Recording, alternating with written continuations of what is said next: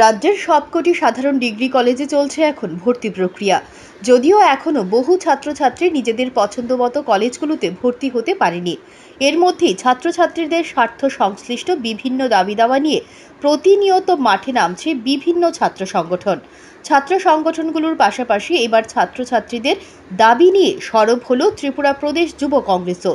শুক্রবার এমনটাই দেখা গেল আগরতলা শিক্ষা ভবনে।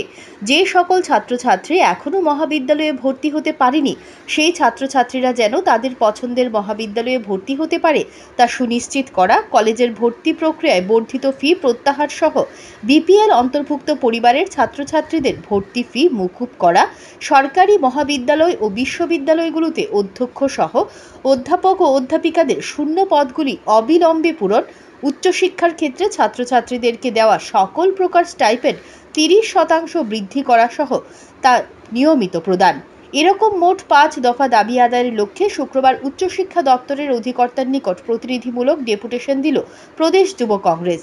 সংগঠনের রাজ্য সহসভাপতি শাহজাহান ইসলামের নেতৃত্বে 6 জনের এক প্রতিনিধি দল অধিকর্তার সাথে মিলিত হয়ে তাদের দাবি সনদ সম্বলিত স্মারকলিপি তুলে দেন।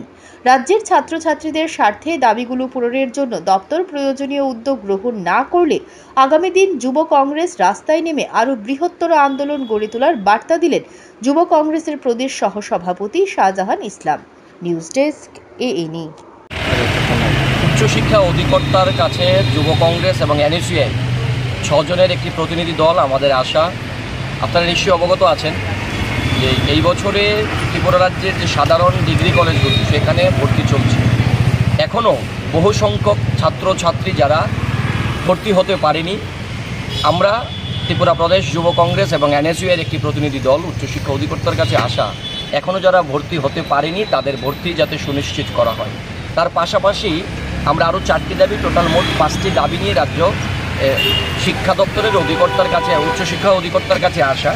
সেখানে আমরা দাবি করেছি যারা এখনও কলেজগুলোতে ভর্তি হতে পারেনি তাদের ভর্তি সুনিশ্চিত করতে হবে, এবং যে সরকারি কলেজগুলোতে এই বছর যে তাদের যে ভর্তির যে ফি যেটা বৃদ্ধি করা হয়েছে তা বৃদ্ধি করা যাবে না, এবং যারা বিপিএল পরিবারের অন্তর্ভুক্ত ছাত্রছাত্রী আছে তাদের যে ভর্তির ফি সম্পূর্ণভাবে মকুব করতে হবে, এবং সরকারি কলেজ এবং বিশ্ববিদ্যালয়গুলোতে যেখানে এখনও বহু কলেজ আছে যেখানে অধ্যক্ষ নেই, অধ্যাপক নেই, অধ্যাপিকা নেই, অতি সত্বর রাজ্যের শিক্ষা ব্যবস্থা যাতে আরও সুন্দরভাবে ফিরিয়ে আনা যায়, ছাত্রছাত্রীরা যাতে শিক্ষা ভালোভাবে তারা গ্রহণ করতে পারে, তার জন্য যে সমস্ত কলেজগুলোতে এখনও অধ্যক্ষ নেই এবং অধ্যাপক অধ্যাপিকা নেই সেখানে অতি সত্বর শূন্যপদগুলো পূরণ করতে হবে।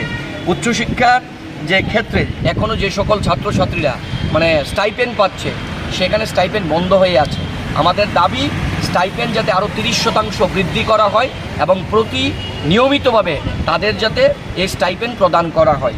এবং আপনারা জানেন যে কলেজে যখন ছাত্রীরা যাচ্ছে সেখানে কি ধরনের আগরতলা শহরে একটা আইন শৃঙ্খলার অবনতি, কখনো কলেজ ছাত্রী স্কুল ছাত্রী অপহরণ হয়ে যাচ্ছে, সিলতানি হচ্ছে, রাস্তা থেকে অপহরণ হয়ে যাচ্ছে।